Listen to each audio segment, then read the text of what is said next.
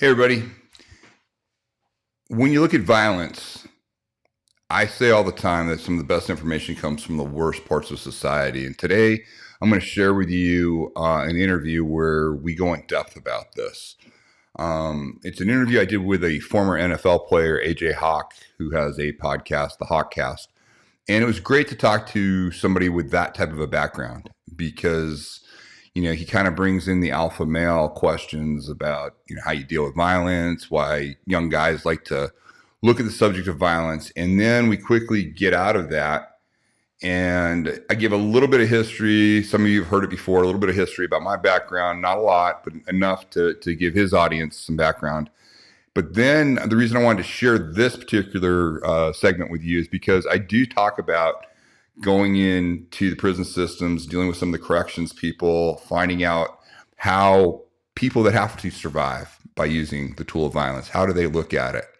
Not to glorify them, but just they have a very, very direct relationship with violence.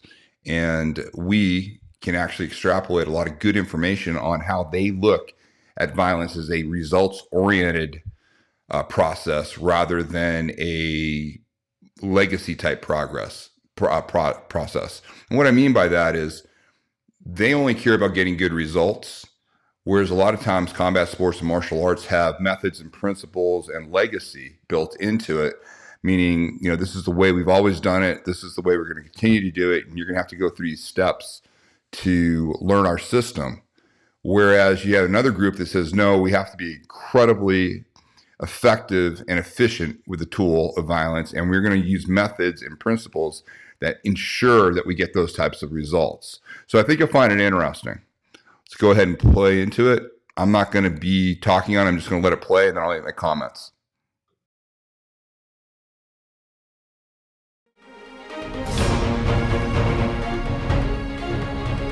Welcome to the Hawkcast with your host, A.J Hawk.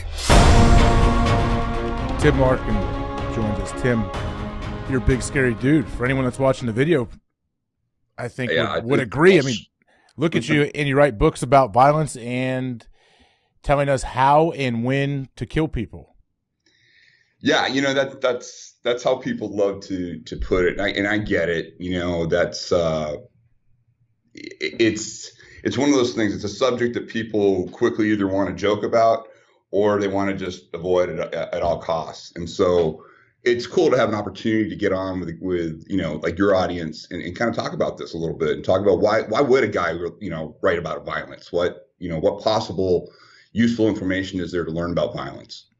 So your book, When Violence is the Answer, that comes out September 5th. I was lucky enough to get an early copy and read it. And I mean, it was right up my alley. I think who grew up a meathead athlete in Ohio. Why not? Just the title alone gets me. But it was really cool. I'm sure we'll elaborate on more in the book of why you do it. But what was interesting to me, you tell the story like a little bit about your background.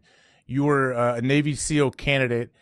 Basically, got there. You got a crazy scuba diving accident, and then you spent 25 years, you say, as a Navy intelligence officer. What exactly is that? Yeah, I mean, it sounds a lot more, interesting than it really is. What the interesting part for your guys, is the fact that they got to understand. I went into SEAL training. There was something I literally wanted to do my whole life. I'm a kid from the early '80s, so it's not like it is today where everybody knew about the SEALs. Nobody knew about them, in the late '70s, early '80s. And I ended up in Coronado, California. My dad was a Navy officer. And I got introduced to the SEALs when I was about, 12 years old. All of a sudden, I lived literally right across the street from basic underwater demolition school. And one night, a Sunday night, it was like World War III went off. My brother and I woke up. Everybody woke up. We're in our pajamas. We're looking across the street. And I mean, there's explosions. There's yelling, screaming, automatic fire. We're like, what the hell is going on? And woman runs across the street who's a friend of my mom. She has a glass, 2 glasses and a bottle of wine. She's like, Carol, don't worry about it. It's just the SEALs. I was hooked. I was like, who are these guys? And so I learned everything there was to learn about that. And as a Navy brat, I was able to hang out with these guys, and learn a little bit about them. And I thought it was a really cool job. You know, a 12-year-old kid to see that, hey, you can get paid to jump out of airplanes, swim all the time, scuba dive, shoot automatic weapons. It just seemed like the perfect job. So I wanted to do it. Went all through college. I was up against, there were a couple thousand guys applied for 2 slots. There were 275 of us that qualified. I got one of the 2 slots. So that's how competitive it was back there. Now, the reason I'm building this up is I became, because of all my background and everything, I really knew everything. I was bigger, faster, and stronger. I knew everything there was to know. I flew through training. My guys did really, really well. I was a superstar. I was arrogant. I was, the number one guy. I was heading to be the number one guy in my class, the anchor man. And then my whole life got turned upside down by an injury. I was, flew through all the hardest parts of training, had a no big deal dive one day where we're there, and I blew my ears. The first time I've ever had anything like that happen. I had a pressure wave come in. I was a little bit congested that day. I felt cold water come in through my ear. It was like a spike that went up in the middle of my head, came right back out. All this warm fluid comes out, and all of a sudden I lose all sense of balance. I went into vertigo. It was the first time that I lost control of my body. I've been hit hard. I mean, you can relate to this. Been hit hard. There's a big thing about getting hit, going through pain, working through something. And there's a whole different world called an injury where you lose control of your body. No matter what your will wants, you lose it. That was my first introduction to injury. It literally, in seconds, ended my SEAL career because my ears never healed correctly and I couldn't pressurize dive. So that's how I made the transition. They liked me enough to keep me in the community as an intelligence officer, and they sent me off, and I got to work at the command with the admiral.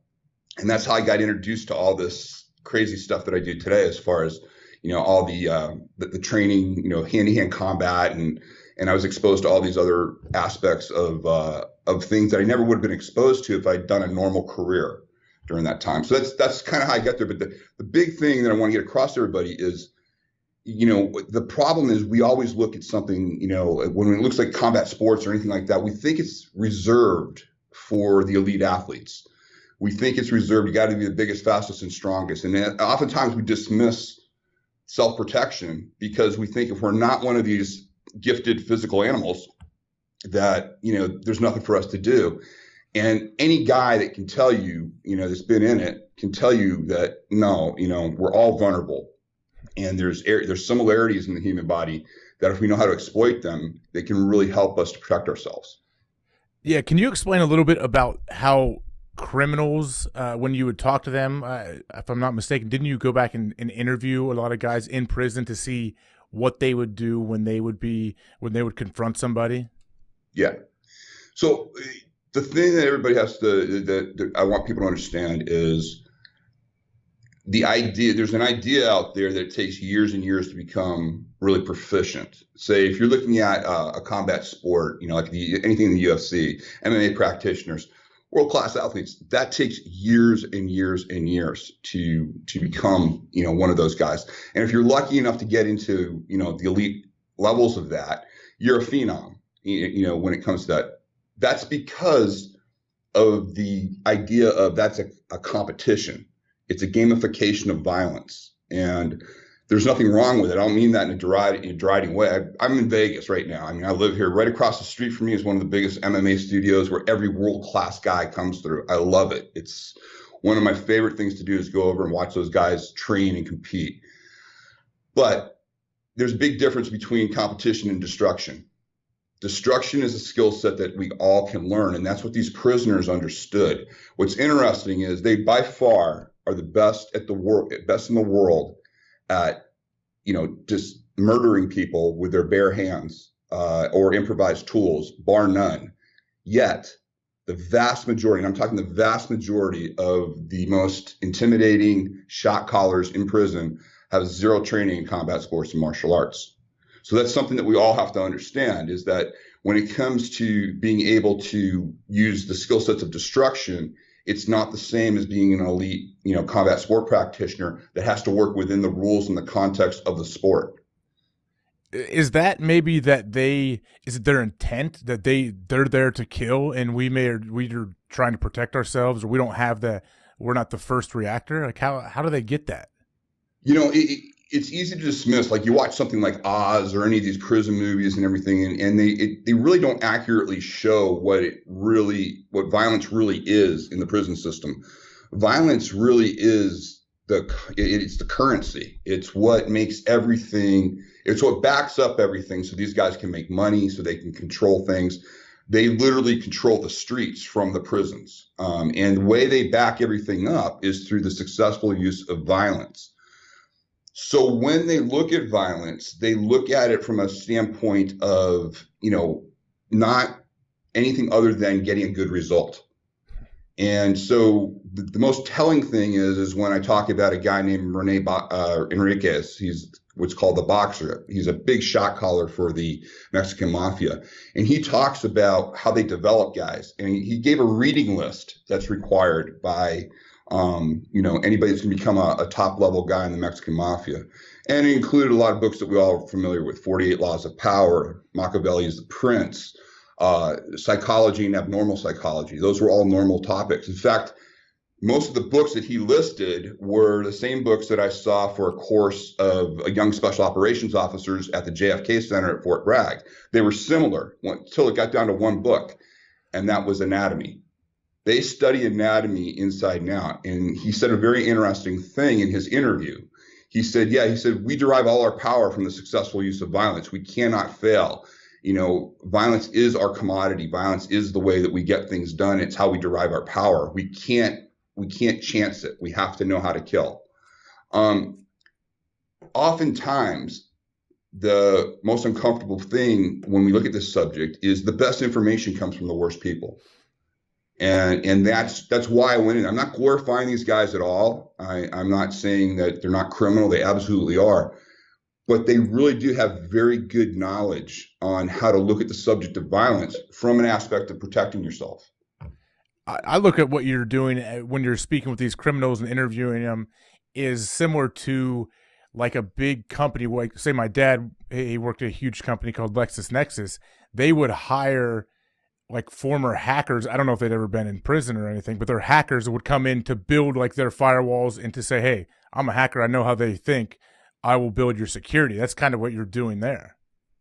Yeah, well, and that's it. And what's interesting about this is, the corrections officers that introduced me, and the reason I was able to get these guys to talk, and then the corrections officers to talk. At first, everybody misunderstood what I was asking for, and then when they understood that, no, I don't care about the crimes, I don't care about their background, I don't want them to talk about anything that is secret to the organization or anything that there. What I want to talk about is, how do they look at the tool of violence? How do they look at this? How do they train themselves? And there were just consistencies that went all the way through that are extremely useful, and also cut through a lot of misinformation that's out there in the, call it reality self-defense world, MMA. There's a lot of ideas that the public have about what violence is, and then there's a stark reality of what it is. And the good news is it's available to all of us. The bad news is it works on all of us. I tell people all the time, I've been doing this stuff for over 25 years. I've done it in 52 countries. I've trained the most elite units. I've trained soccer moms. I've gone across the board, tens of thousands of people. I truly am a master at what I do. And I don't say that from any aspect other than just I put the work in. The fact is, I walk out the door right here at my office and somebody catches me with a pipe in the back of the head. I go down just like everybody else. All my training doesn't give me any immunity, from somebody successfully using violence on me. And it's just something that we have to accept. But the problem is most people think, well, gee, it's not even worth it for me to look at this subject because A, it might make me one of them, which is not true. And B, I'm not, whatever your brain's telling you, I'm not big enough, I'm not strong enough, I have this, I have that, not available to me. I hear these subjects all the time. It's a skill set we all should be aware of. We should know how this works. In the prison system that we're talking about, these guys are not, using violence all the time. They're actually pretty sparing on when they use violence. But when they use it in a very specific manner, and it's only for result. It literally is life or death every time. It's grievous bodily harm. it's something that we can learn at, because the only time we as civilians should, law-abiding citizens should use this information is if we're devoid of choice. If we were facing imminent grievous bodily harm and we have no exits, no way to get away, the only thing that's going to get us out of that system is to be able to successfully use the tool of violence. And that's where we need to have good information. And that's the idea of sharing this, because there's 99% of the things that we think we have to respond to, especially young guys. I remember when I was a young guy, I thought I had to respond to a lot of things that really are not anything we need to respond to and can get us in a lot of trouble. You learn very quickly the difference between the two.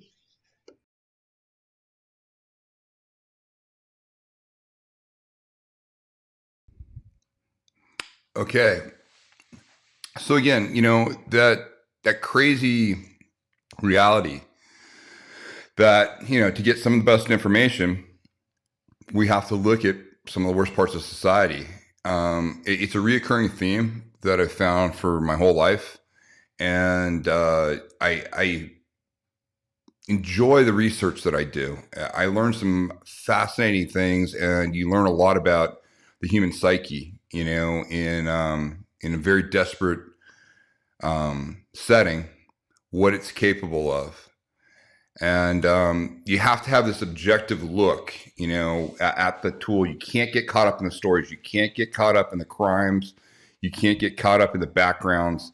You have to look at it from a very utilitarian, what works and what doesn't work type of situation. And that's probably the hardest thing for people to wrap their heads around.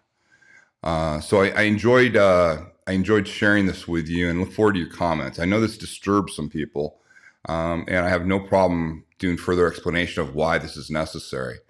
So thank you very much. Now, please subscribe to the channel if you haven't subscribed yet. Please hit the notification button. Make your comments. Your comments are really what's driving new videos. So I really look forward to the exchange that I get from your feedback, and really appreciate it. All the best, and until next time, be safe.